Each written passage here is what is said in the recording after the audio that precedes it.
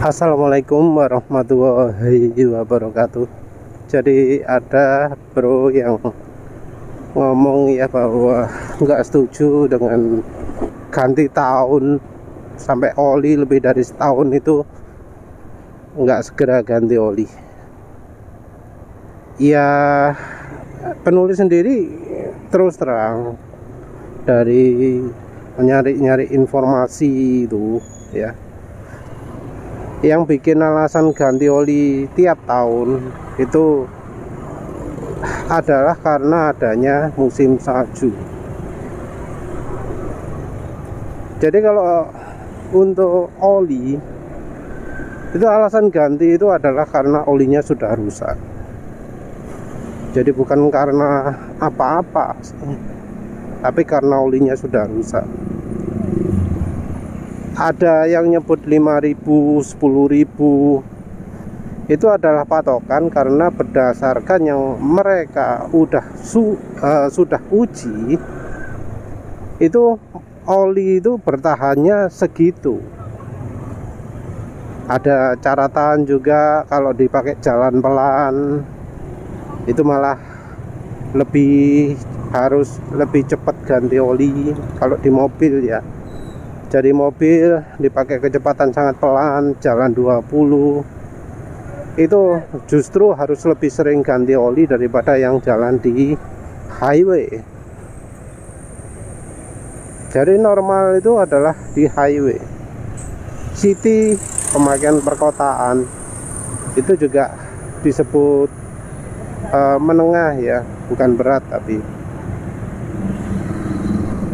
Jadi kalau kita lihat buku manualnya mobil, pemakaian berat itu malah pelan, itu malah dianggap pemakaian berat. Selain itu ya juga yang cuaca ekstrim, sangat panas atau sangat dingin. Nah dari yang menulis baca-baca, nggak ada ya keharusan untuk ganti oli kalau misalnya kilometernya masih rendah. Itu selain dari kalau musim salju. Musim salju itu merusak oli dengan banyak faktor ya. Yang pertama adalah ya olinya itu jadi beku. Kalau oli jadi beku pasti ya bisa berubah sifat juga. Yang kedua adalah kandungan air. Jadi ketika beku itu bisa ada air juga di situ.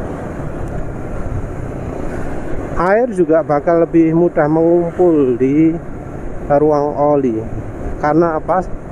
Karena salah satu syarat agar air itu bisa keluar dari ruang oli adalah dengan memakai dengan suhu yang cukup tinggi.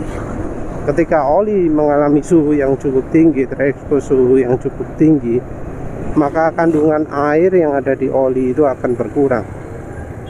Jadi kalau di luar negeri itu ada yang namanya kandungan air di oli. Jadi cuma di Indonesia saja nggak ada ya ribet-ribet. Oh, oli ini mengandung air, kalau dipakai dekat-dekat harus dipakai jauh-jauh. Nggak ada sama sekali soal itu. Jadi soal kandungan air di oli itu nggak diperhatikan. Dan ya kemudian jadi alatnya ABG untuk menyerang pemakaian minyak goreng. Oh, minyak goreng itu menyerap air. Minyak goreng bisa ada airnya. Oleh karena itu bahaya pakai minyak goreng, karena air itu bisa menyebabkan kerak, bisa menyebabkan kotoran. Padahal ya di dunia oli, kandungan air di oli itu merupakan hal yang sudah dianggap lumrah terjadi ya, terutama untuk kendaraan yang memakainya dekat-dekat atau yang pemakaiannya di musim dingin atau suhu dingin.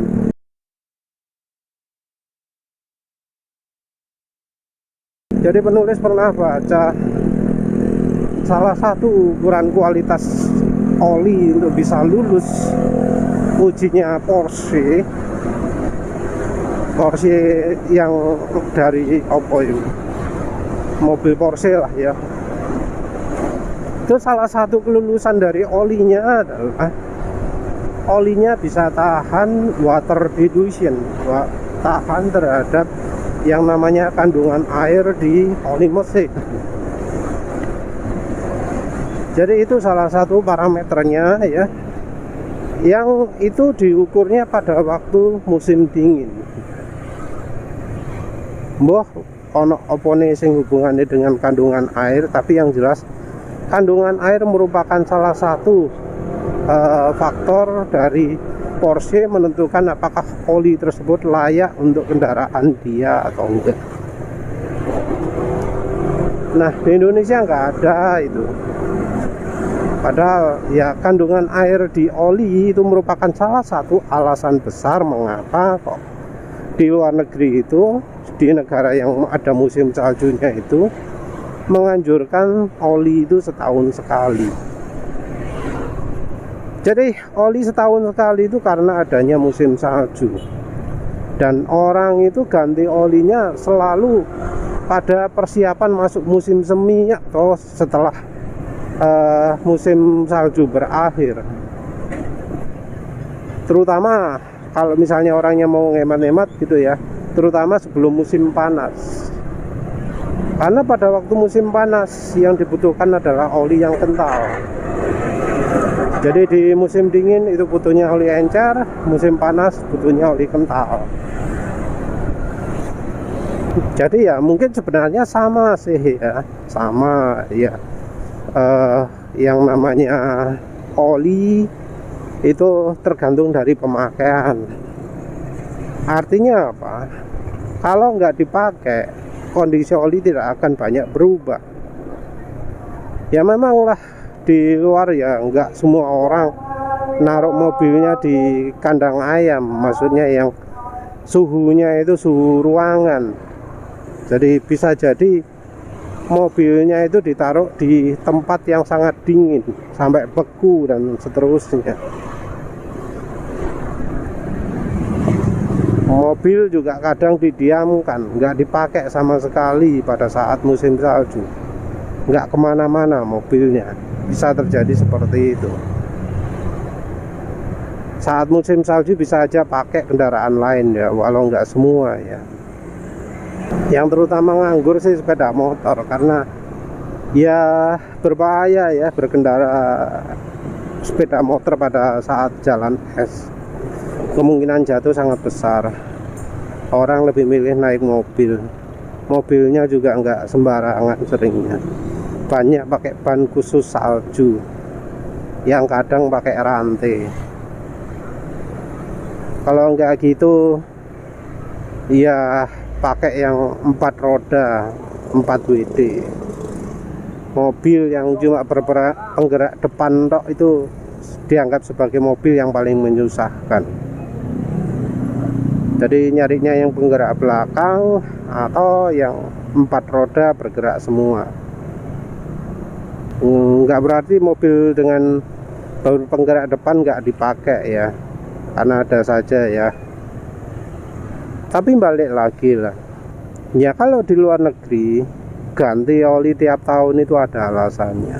Alasannya adalah karena pada saat musim dingin oli itu jadi kena air, jadi banyak airnya, terus kena dingin dan macam-macam, sehingga olinya jadi nggak layak pakai begitu musim dingin sudah berakhir atau berkurang kemampuannya.